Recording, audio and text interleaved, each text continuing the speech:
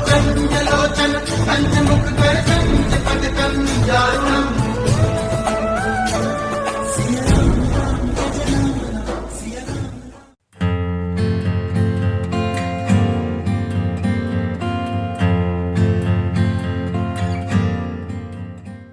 महाराज जी के आज के विशेषांक में रक्षा सूत्र परिवार के सभी सदस्यों का हार्दिक स्वागत है।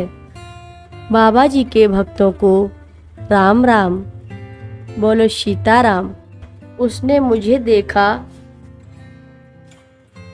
और कहा, तुम मुझे ये गाड़ी दे दोगे?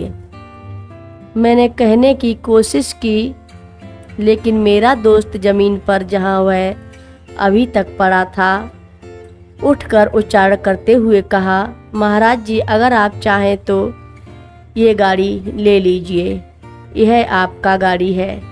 और मैंने कहा, नहीं अब ठहरो, तुम ऐसे ही डेविड की गाड़ी दे नहीं सकते। बूढ़ा आदमी हंस रहा था। वास्तव में सब हंस रहे थे, केवल मैं नहीं। तभी उन्होंने कहा, तुमने अमेरिका में बहुत पैसा कमाया है। मैंने अपनी प्रोफेसर और तस्कर की सभी सालों की समीक्षा की और गर्व से कहा, हाँ, तुमने कितना कमाया है? अच्छा, मैंने कहा, एक बार। और मैंने अपने अहंकार को बढ़ाने के लिए थोड़ा और आंकड़ा बढ़ा दिया, $25,000। समूह ने इसे रुपयों में बदल दिया और हर किसी को इस आंकड़े से आद्यतन कर दिया गया। यह सब तो मेरी दिखावट थी। मैंने कभी बताया था कि मैंने $25,000 तक कमाए थे। और फिर वह हंसा और बोला, तुम मेरे लिए ऐसी कार खरीद दोगे? मैं याद रखता हूँ कि उस समय मेरे दिमाग में क्या चला। मैं एक यहूदी फंडरेजर्स परिवार से आया था, लेकिन मैंने इतना धंधा कभी नहीं देखा था। उसे मेरा नाम तक नहीं पता और वह पहले से ही $7,000 की कार चाहता है। मैंने सोचा, शायद मैंने कहा पूरी बात मुझे अब काफ़ी चिढ़ रही थी। और उसने कहा, उन्हें ले जाओ और उन्हें भोजन दो। और इसलिए हमें शानदार भोजन मिला और फिर हमें आराम करने को कहा गया। कुछ समय बाद हम महाराज जी के साथ वापस थे और उन्होंने मुझसे कहा, यहाँ आओ, बैठो।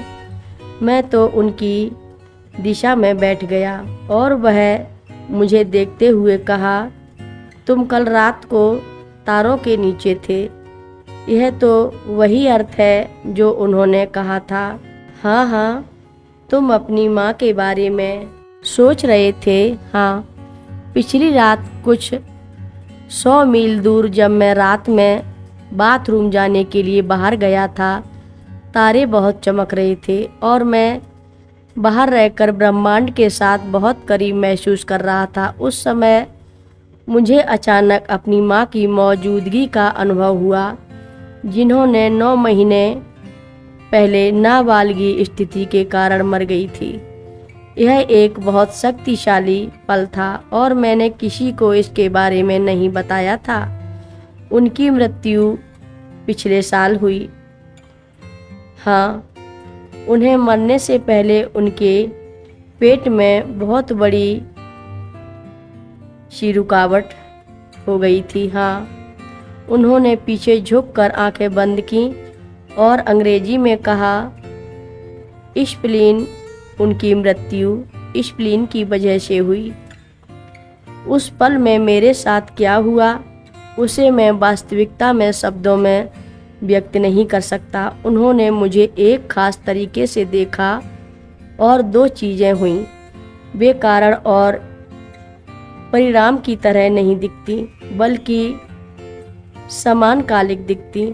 मेरा मन तेजी चलने लगा, जैसे कि मैं उनके द्वारा किया गया उस प्रकार को समझने के लिए पलटने का प्रयास कर रहा था। मैंने अपने सभी सुपर CIA पैरे नाया के अफसरों को याद किया। वह कौन है? वह किसे प्रतिनिधित्व करते हैं? वह किस बटन को दबाते हैं जिससे वे मेरे अंदर की इतनी निजी बातें जानते हैं? क्या वह मनोविज्ञानी हैं या फिर चालाकी करते हैं? फिर वह फाइल कैसे आ गई? वे मुझे यहाँ क्यों ले आए हैं? इन सभी चीज़ों का कोई संबंध नहीं था। कथा लंबी है। आगे की कथा सभी भक्तों को अगले भाग में सुनाएंगे। हर रोज महाराज जी की कथाएं सुनने के लिए रक्षा सूत्र चैनल को सब्सक्राइब करें, शेयर करें और लाइक करें। घंटी बजाना ना भूलें। कमेंट बॉक्स में लिख भेजें, जय नीव करोरी बाबा जी महाराज। सभी भक्त मिलकर बोलो, नीव करोरी बाबा जी महाराज की जय जय बोलो।